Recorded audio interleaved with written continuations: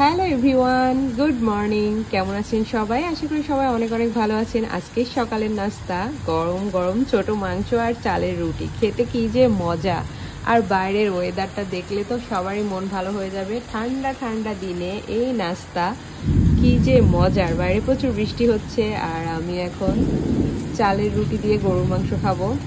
আমরা এই ছোট মাংসটা রান্না করি চালের রুটি খাওয়ার জন্য। খেতে একদম দুর্দান্ত লাগে। তো আজকের নাস্তাটা একদম মন ভরে যাবে ইনশাল্লাহ।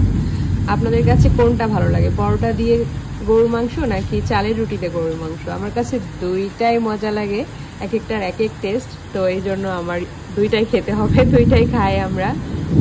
কোরবানির ঈদের মধ্যে আমরা অবশ্যই অবশ্যই চালের রুটিতে গরুর মাংস খাবই। এটা আমাদের এলাকায় প্রচলিত। আপনাদের এলাকায় কোন খাবারটা ঈদের মধ্যে বেশি খাওয়া হয় অবশ্যই কমেন্ট করে জানাবেন। সবাই ভালো থাকবেন, সুস্থ থাকবেন, সাবধানে থাকবেন। প্রচুর বৃষ্টি হচ্ছে, তাই সুস্থ স্বাভাবিক থেকে খাওয়ার চেষ্টা করুন। থাকুন সুস্থ। আজ এ পর্যন্তই। আল্লাহ হাফেজ।